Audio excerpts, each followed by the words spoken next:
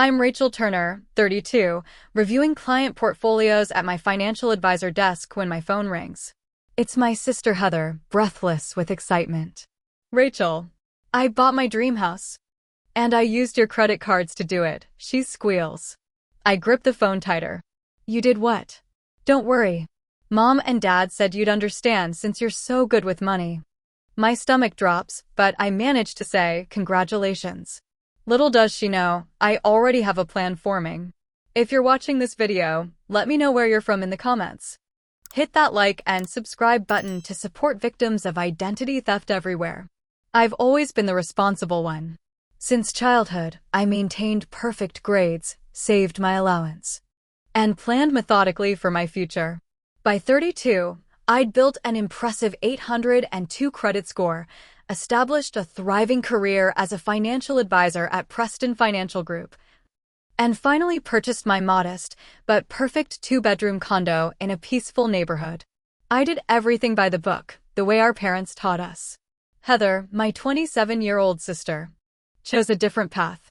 While I carefully budgeted through college with scholarships and part-time jobs, Heather dropped out after 3 semesters, declaring education wasn't her thing. She bounced between retail jobs, never lasting more than a few months before growing bored or having conflicts with management. Her apartment rentals followed a similar pattern, moving every 6 to 8 months when landlords pressed her about late payments. Our relationship always maintained the same dynamic. Heather would borrow my favorite sweater in high school, returning it stained or stretched beyond recognition. In college, she'd visit and raid my carefully stocked pantry, never replacing anything. After graduation, the pattern evolved to emergency loans that somehow never got repaid despite numerous promises. Rachel, I swear I'll pay you back next Friday when I get paid, she'd plead, eyes wide with practiced sincerity. Just $300 to cover my car payment. That $300 would join the growing mental ledger I kept, currently standing around $8,000, that I'd long ago accepted would never be repaid. Our parents, Margaret and Thomas Turner, unwittingly reinforced this dynamic. When confronted with Heather's behavior, they'd sigh and say, "You know how she is. She's just finding herself. Besides, you've always been so good at taking care of things." I became the mature one, expected to overlook Heather's transgressions because that's what family does. Meanwhile, Heather received endless second chances and financial bailouts from our parents, who remortgaged their retirement home twice to cover her fresh starts. The most frustrating part? I genuinely loved my sister. Behind her impulsive decisions and self-centered outlook, glimpses of the sweet, creative girl I grew up with occasionally surfaced. We shared childhood memories, inside jokes, and a complicated but genuine bond. I wanted her to succeed, just not at my expense. 2 months before her shocking phone call, I'd experienced 2 major milestones: a promotion to senior financial advisor and an engagement to Michael Dawson, my boyfriend of 3 years. Michael, a software engineer with a practical outlook similar to mine, had proposed during a weekend hiking trip with a simple, elegant ring we'd actually picked out together. He understood my values: thoughtful planning over grand gestures, security over extravagance. "You know what I love about us," he'd said the night we got engaged. "We're building something real together, brick by brick." During the family dinner celebrating both pieces of news, even Heather seemed genuinely happy for me.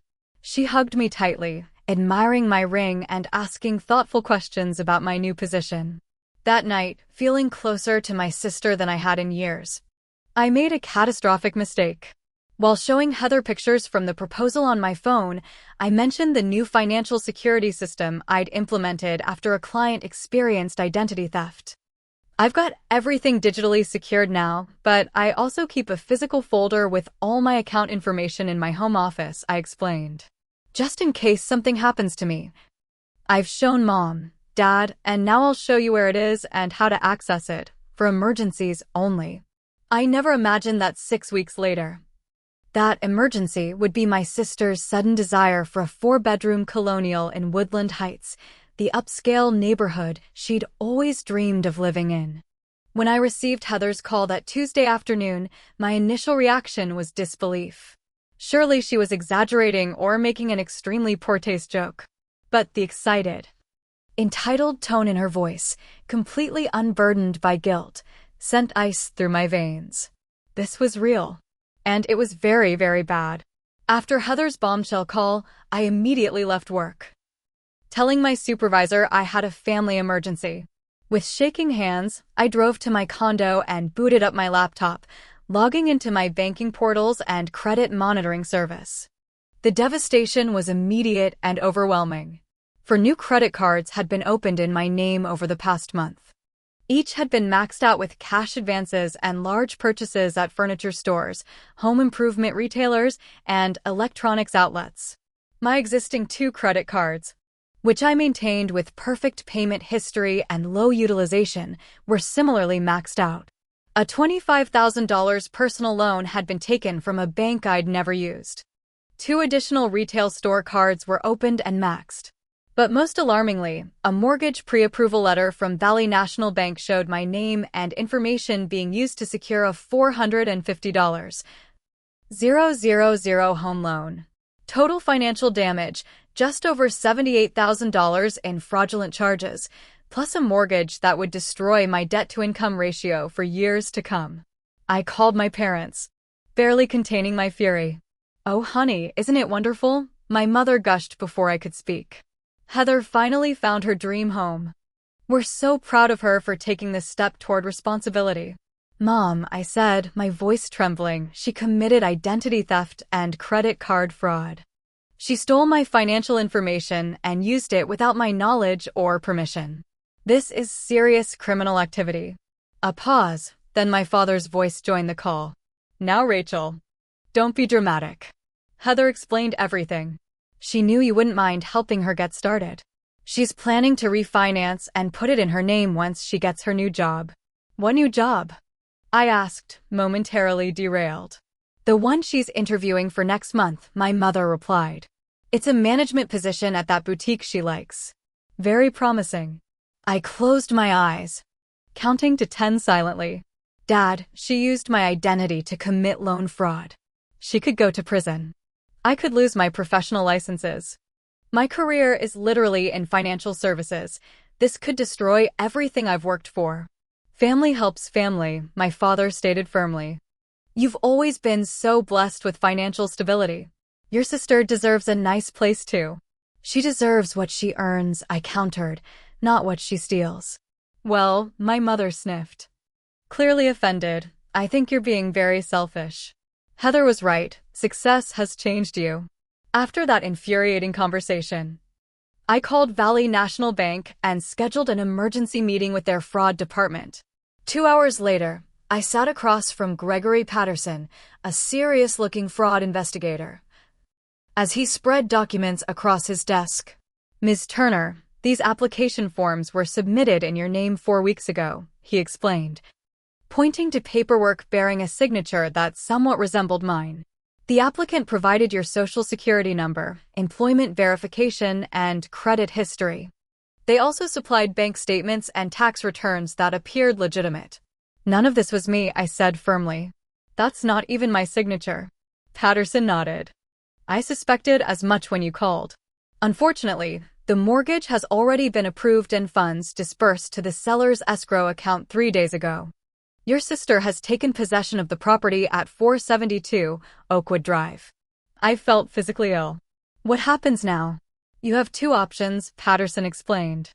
"File a police report for identity theft, which will trigger an investigation and likely criminal charges against your sister. Or," he hesitated, "you can accept responsibility for the loan." The second option wasn't really an option at all. I couldn't take on a $450,000 mortgage for a house I didn't live in, purchased through fraud. When I arrived home that evening, Michael was waiting with takeout food and a sympathetic ear. After hearing the full story, his reaction was immediate and unequivocal. "You need to call the police right now," he said, reaching for his phone. "This is clear-cut identity theft. Rachel, this isn't a misunderstanding or borrowing without asking. This is a serious crime." I put my hand over his. "I know. But I need to be strategic about this. What's there to strategize?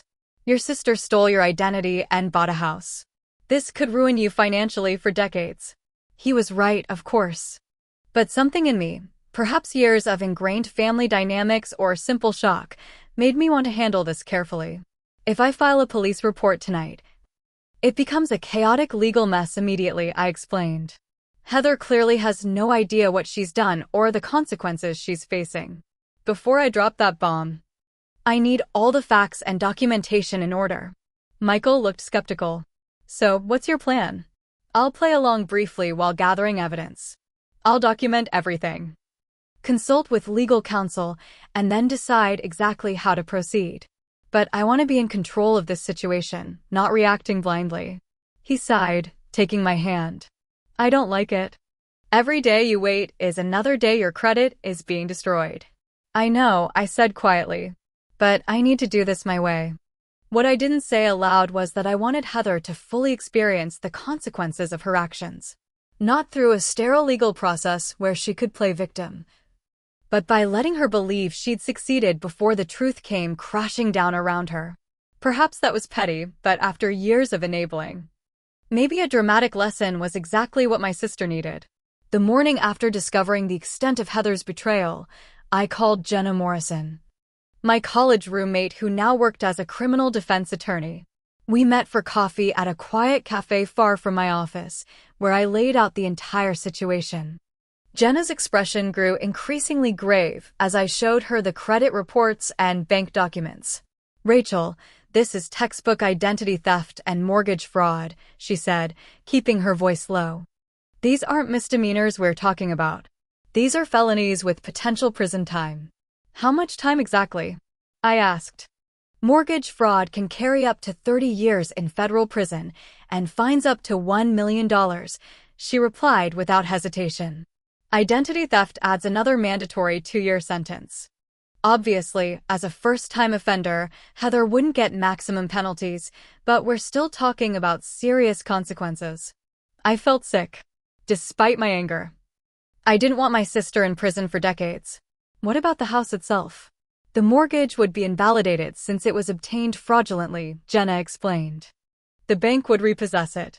Any funds your sister paid as a down payment could be seized as proceeds of fraud. She didn't pay anything down, I clarified. She used cash advances from the fraudulent credit cards for closing costs. Jenna winced. That makes it worse, actually. Shows premeditation and a complex scheme. She sipped her coffee, thinking, if you're certain you want to pursue legal action, we need to build an airtight case. Document everything. Every phone call, text message, email. Record conversations if you're in a one-party consent state. Get statements from the bank showing exactly how the accounts were accessed and when. I want to be thorough, I agreed. I need to protect myself financially and professionally. That afternoon, I began methodically building my case. I created a secure digital folder and a physical binder, organizing evidence chronologically. I contacted all 3 major credit bureaus to place fraud alerts and begin disputing the fraudulent accounts. Each call lasted hours, required multiple transfers between departments, and left me emotionally drained. I understand you're saying these accounts aren't yours, one particularly difficult credit representative said. But they have your social security number and address attached. You'll need to file a police report before we can begin fraud investigation. I'm gathering evidence before filing, I explained for the 3rd time. Without a police report number, my hands are tied, he insisted. This conversation repeated with minor variations across every financial institution involved. Without formally declaring myself a victim of identity theft through police reports, the remediation process remained in limbo. Meanwhile, text messages from Heather arrived continuously, each one stoking my simmering anger. Found the perfect chandelier for the dining room. Only $1,200 and totally worth it. Having the master bathroom remodeled with Italian marble. You have to see it. Each message included photos of increasingly lavish additions to the house she'd fraudulently purchased with my identity.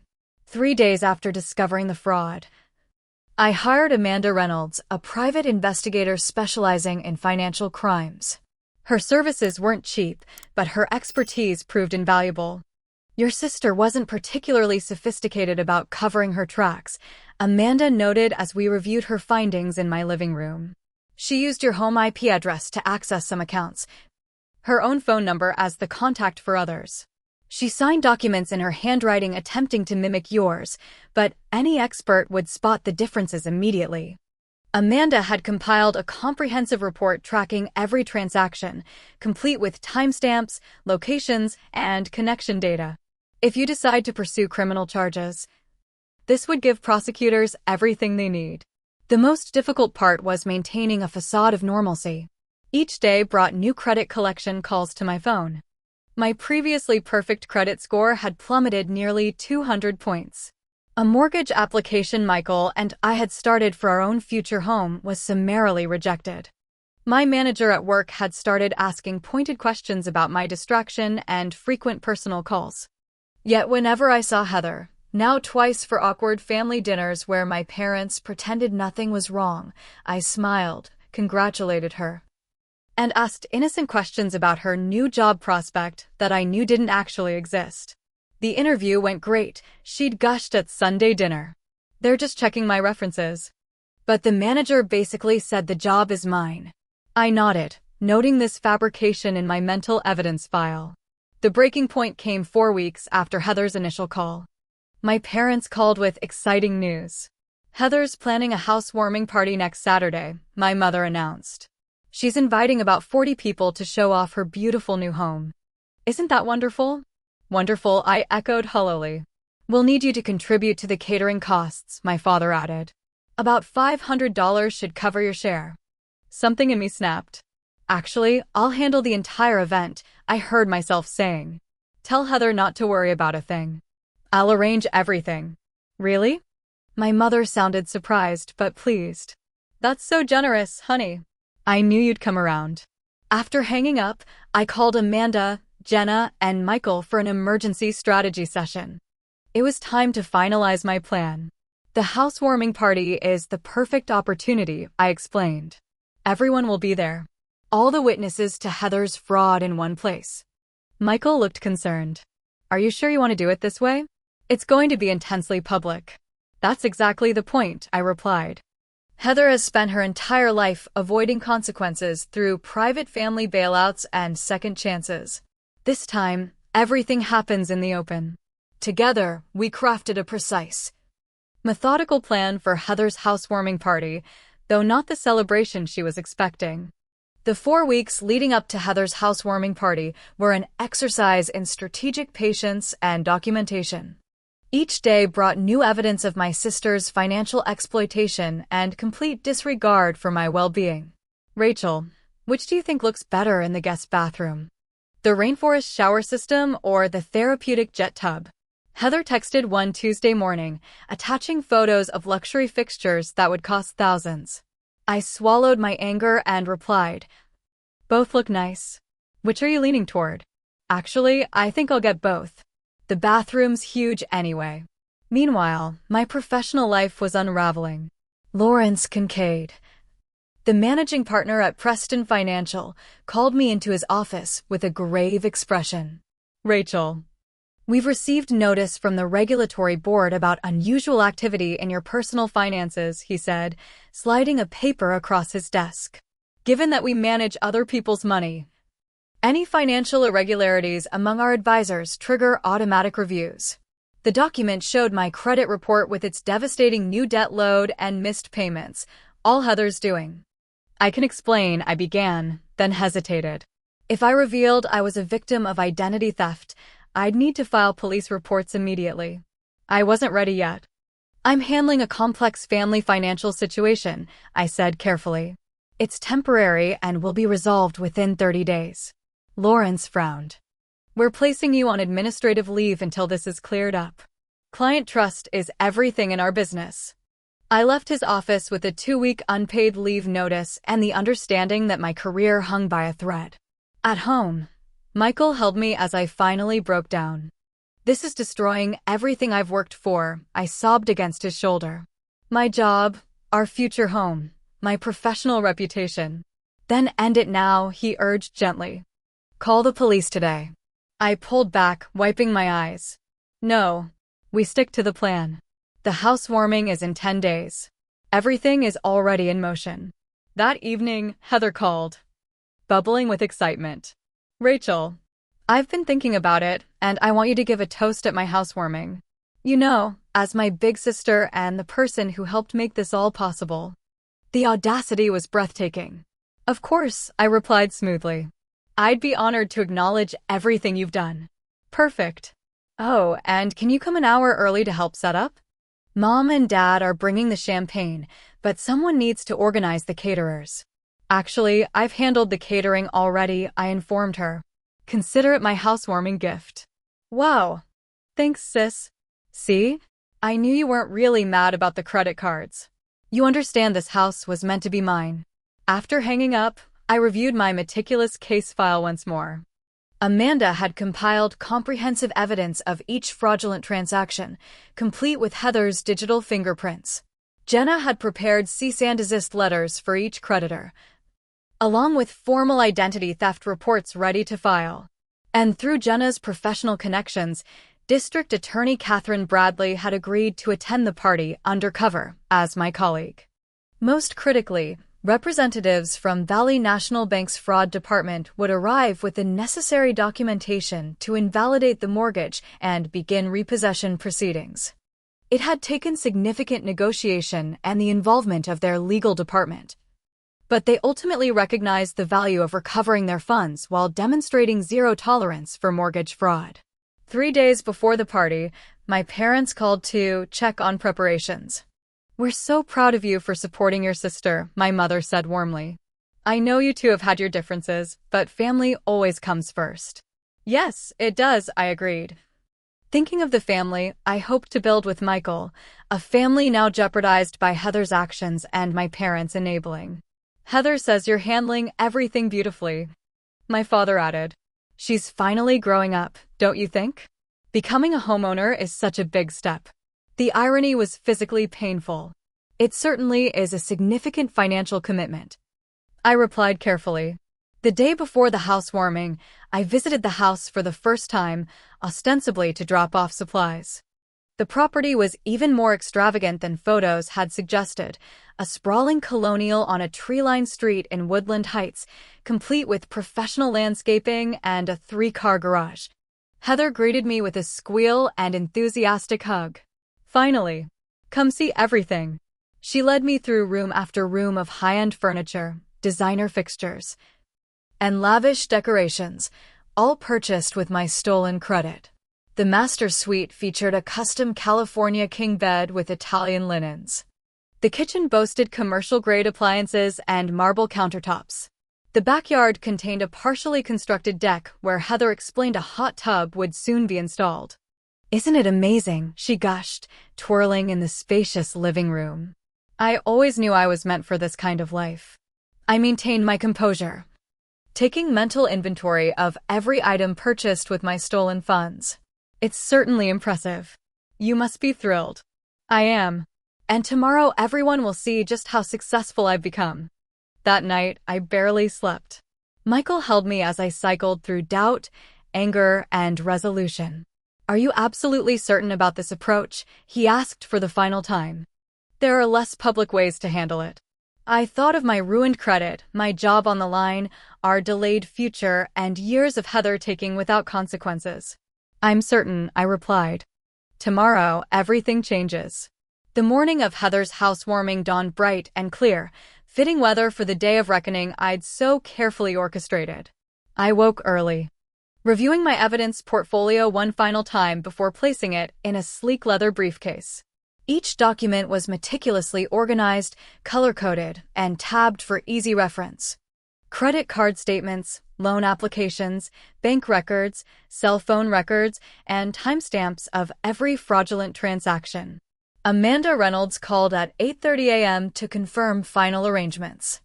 The audiovisual equipment was delivered and set up yesterday afternoon while your sister was at her spa appointment, she reported. The projector, screen, and sound system are hidden in the dining room credenza. Just press the remote button sequence we practiced, and everything will deploy. Thank you, Amanda, I replied, my stomach churning with nervous energy. And the cameras. Discrete recording devices are positioned in the living room, dining room, and kitchen, the main gathering areas. They're legally placed in public areas of the home and will document everything for potential legal proceedings. Next, I confirmed arrangements with District Attorney Catherine Bradley, who would arrive at the party as my work colleague Kate. I've reviewed the evidence your PI compiled, Catherine said. It's compelling and comprehensive. If your sister reacts as predicted, we'll have enough to proceed with charges immediately. And if she doesn't? I asked. Given the documentation already in hand, we have sufficient cause to arrest regardless. But a public admission would strengthen the case considerably. By 10 a.m., I met with Stanley Weber, Vice President of Fraud Prevention at Valley National Bank, and his team of 2 investigators at a coffee shop near Heather's house. Once we served these papers, Stanley explained, showing me the legal documents in his briefcase, the property will be immediately secured as evidence in a fraud investigation. Your sister will not be permitted to continue occupying the premises. I understand, I nodded. What about her belongings? She'll be allowed to remove personal effects under supervision, but anything purchased with fraudulent funds will be inventoried and potentially seized. This was the part that still troubled me. Despite everything, making my sister homeless seemed extreme. As if reading my thoughts, Stanley added, Miss Turner, mortgage fraud is among the most serious financial crimes we investigate. Your sister didn't just take out a few credit cards, she committed systematic fraud to obtain a $500,000 property. The consequences must reflect the severity of those actions. He was right, of course. The magnitude of Heather's crime exceeded simple sibling exploitation. At noon, I met Jenna for a final strategy review over lunch. Your victim impact statement is prepared, she confirmed, sliding a folder across the table. Review it once more. You'll want to deliver this after the evidence presentation, but before the formal charges are announced. I scanned the document, a clear, factual account of how Heather's actions had affected my financial standing, professional reputation, and future security. It was powerful without being vindictive. And the paperwork for the credit bureaus. Ready to file immediately following today's events, Jenna assured me. Once criminal charges are filed, the credit remediation process will accelerate significantly. After lunch, I returned home to prepare myself physically and emotionally for the confrontation ahead. I selected a professional outfit, a navy blue dress with structured blazer, clothing that projected authority rather than celebrating Heather's achievement. Michael arrived at 3 p.m., handsome in a charcoal suit and carrying a small box. Final piece of the plan, he said, opening it to reveal a discreet recording device. Clips to your blazer button. Records everything within 15 feet. As he helped me attach it, his expression grew serious. Rachel, I need to ask one more time. Are you prepared for how ugly this might get? Your parents will be blindsided. Heather could react unpredictably. I took a deep breath, steadying myself. I've spent my entire life cleaning up Heather's messes and absorbing the damage she causes.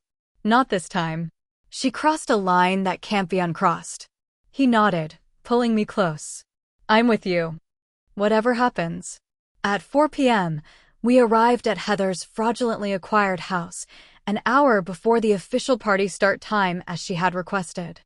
Her gleaming SUV, likely another unauthorized purchase I hadn't yet discovered, sat in the circular driveway alongside our parents' familiar sedan.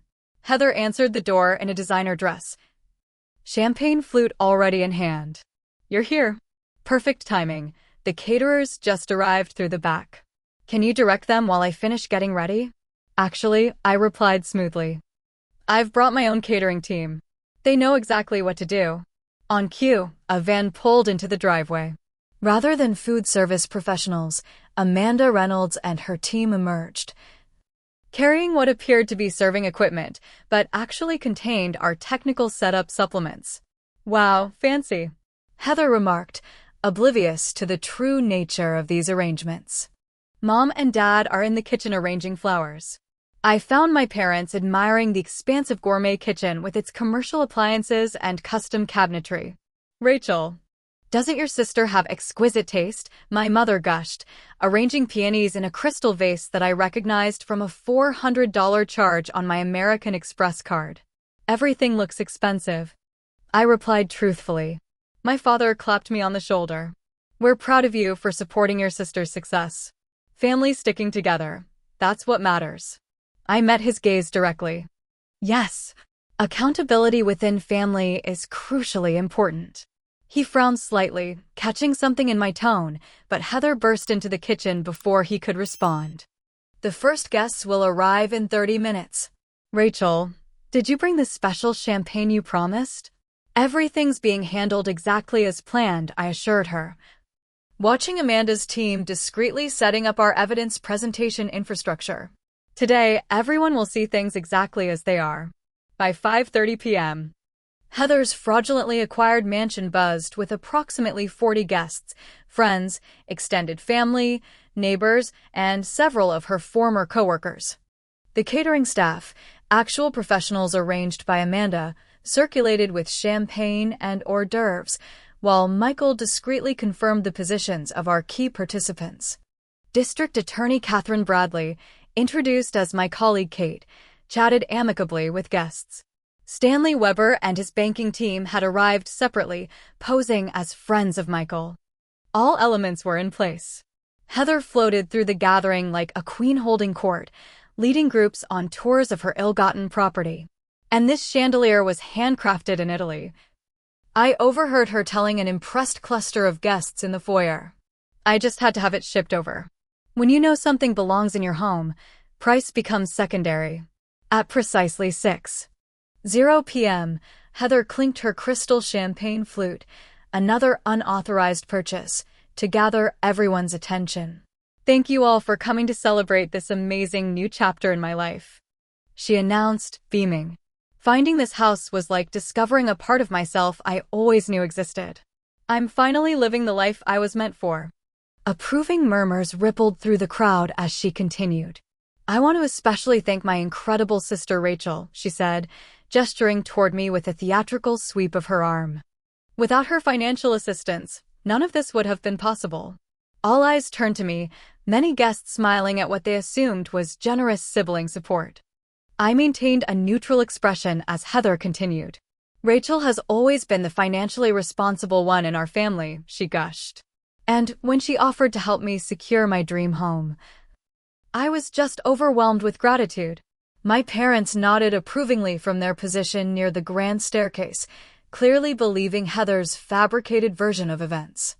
So I'd like to ask my amazing big sister to say a few words, Heather concluded, extending her hand toward me. Rachel, would you give a toast? This was the moment we had planned for. I moved to the center of the foyer, carrying my champagne flute and discreetly pressing the remote trigger in my pocket.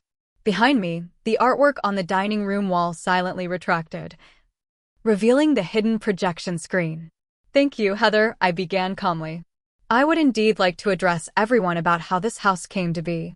I gestured to Michael, who dimmed the lights slightly as the projector illuminated with the first slide, a comprehensive timeline titled Identity Theft and Mortgage Fraud, How Heather Turner Stole $528,000. A confused murmur spread through the crowd as I continued in a clear, steady voice. Approximately 6 weeks ago, my sister used personal financial information I had entrusted to our family for emergencies to fraudulently open multiple credit accounts in my name. She proceeded to charge over $78,000 in unauthorized purchases and secured a $450,000 mortgage by falsifying my income, employment records, and signature. Heather's expression transformed from confusion to shock as the screen displayed credit card statements, loan documents, and bank records, all bearing my name but her purchases. Rachel, what are you doing? She hissed, moving toward me. This isn't funny. Identity theft and mortgage fraud are federal felonies, I continued, advancing to the next slides showing specific transactions. each carrying penalties of up to 30 years imprisonment and fines up to $1 million. Our parents pushed forward through the now silent crowd. Rachel, stop this immediately, my father demanded. Whatever disagreement you have with your sister can be handled privately. That's exactly the problem, Dad, I replied, my voice steady despite my racing heart. Private handling of Heather's actions has only enabled increasingly serious behavior. This time, she's broken federal law and potentially destroyed my financial future and professional career. I advanced to slides showing my plummeting credit score, the rejection letter for the mortgage Michael and I had applied for, and the administrative leave notice from my employer. Your actions have real consequences, I said, turning to Heather, whose face had drained of color. Not just for you, but for everyone around you. I was going to pay you back. Heather finally blurted, her voice shrill with panic. Once I got the new job. There is no new job, I interrupted calmly. I spoke with the boutique manager. They never interviewed you, never offered you a position. Several gasps emerged from the stunned audience. Heather's fabricated employment had apparently been shared with others beyond our family. You don't understand, Heather cried, turning to appeal to the crowd. Rachel has always had everything, the perfect job, the perfect fiancé, the perfect life. I just wanted something special for once. She can afford to help me. Help requires consent, I replied. What you did was theft, fraud, and identity exploitation. At this point, District Attorney Catherine Bradley stepped forward, revealing her actual credentials. Heather Turner, my office has reviewed extensive evidence of your criminal activities, she stated formally. Based on this evidence, I'm prepared to file multiple felony charges including identity theft, credit card fraud, and mortgage fraud. Heather's face crumpled as the reality of her situation finally penetrated. You can't be serious, she whispered. Rachel, tell her you're not pressing charges. Tell her this is just to scare me. Before I could respond, Stanley Weber approached with his team. MS. Turner, I represent Valley National Bank's fraud department. These documents invalidate the fraudulently obtained mortgage on this property and initiate immediate repossession proceedings. He handed Heather a thick envelope of legal papers, which she made no move to take, forcing him to place them on the entry table. You have 24 hours to remove personal belongings not purchased with fraudulent funds, he continued. After which time the property will be secured as evidence in an ongoing criminal investigation. The room had gone completely silent, guests frozen in shocked tableau as the scene unfolded. My mother suddenly rushed forward, placing herself between Heather and the bank representatives. There must be some mistake, she insisted, her voice trembling. Heather would never do something like this. Rachel must have misunderstood or given permission.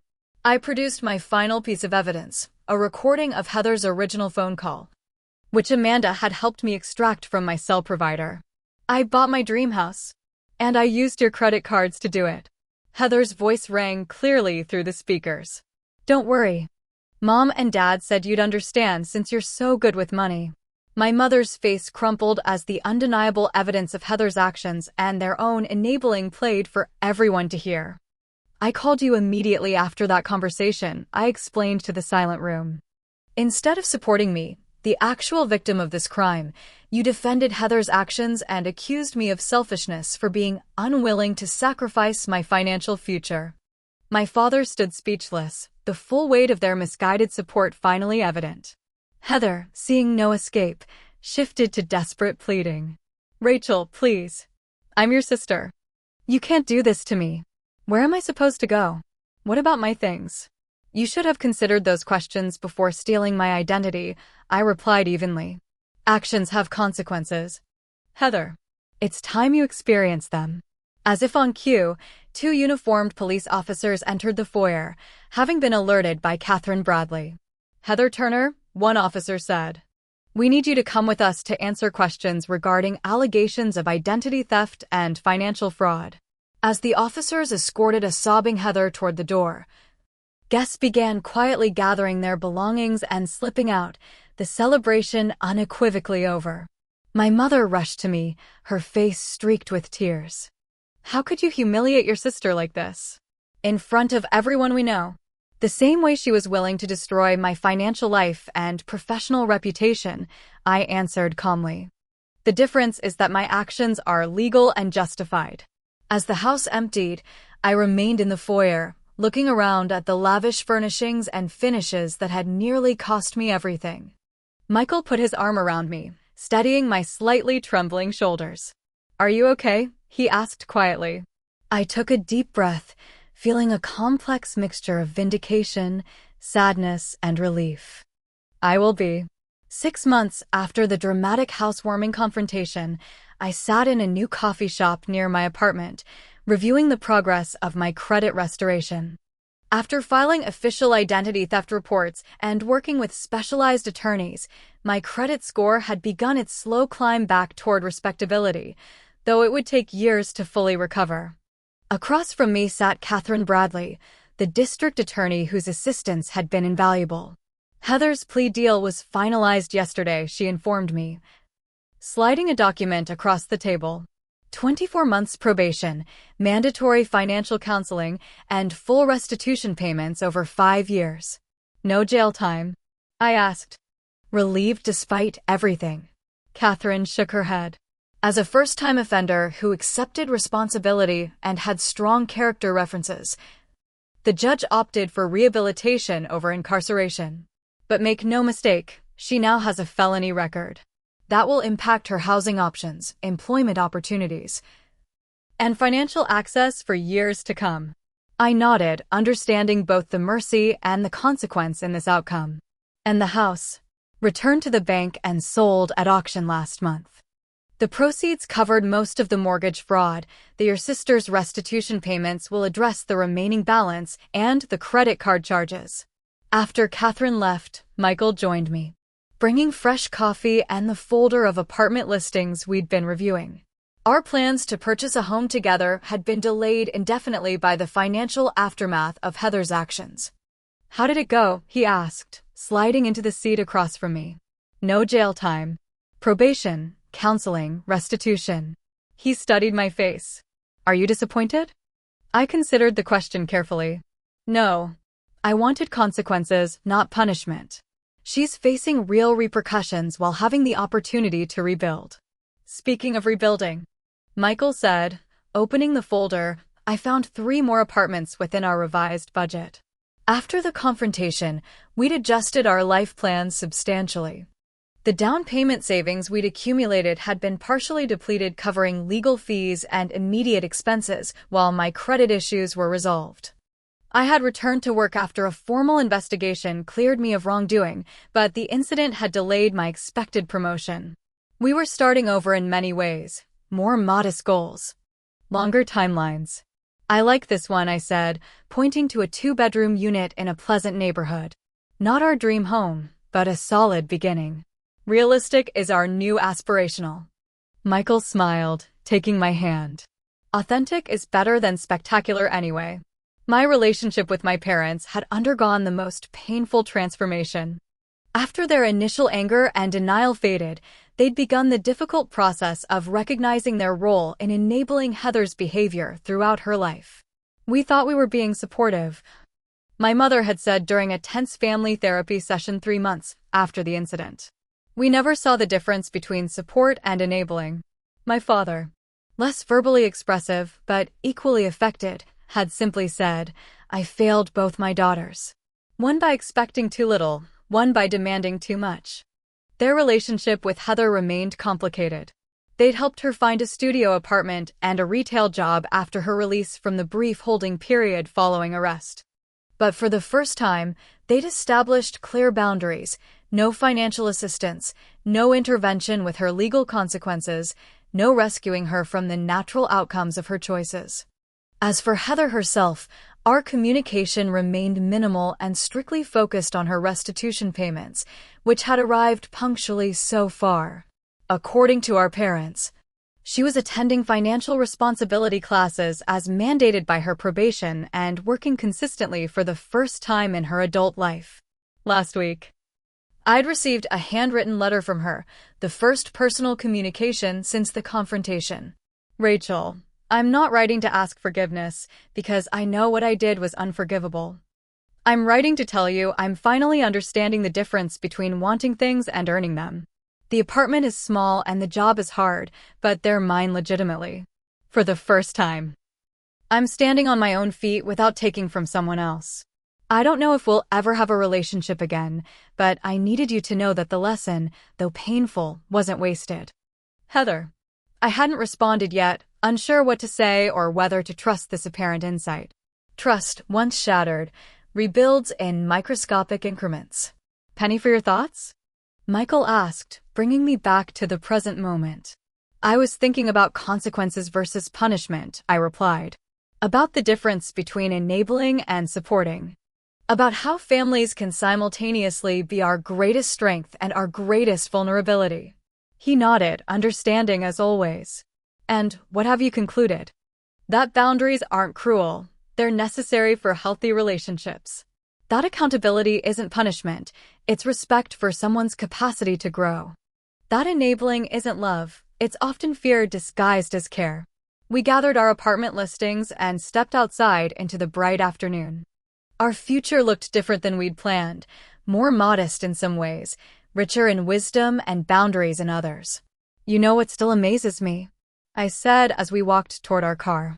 How easily people can convince themselves that taking from others is justified if they want something badly enough. The entitlement epidemic, Michael agreed. Fortunately, it's curable with the right treatment. Consequences as medicine, I mused. Bitter but effective. That evening, I finally wrote a brief response to Heather's letter. Actions reveal truth better than words. I'm watching both. Rachel. Perhaps someday we might rebuild some version of sisterhood, founded on mutual respect rather than exploitation. For now, I was focused on reconstructing my own life and financial security, one careful decision at a time. I've shared this story as a warning about the dangers of enabling, the importance of boundaries, and the painful reality of financial abuse within families. Have you ever had to establish difficult boundaries with loved ones? What helped you maintain them? Share your experiences in the comments below, and don't forget to like and subscribe for more stories about navigating complex family dynamics and financial challenges. Remember, supporting someone's growth sometimes means allowing them to experience the natural consequences of their actions. Thank you for watching, and I wish you strength in your own boundary-setting journey.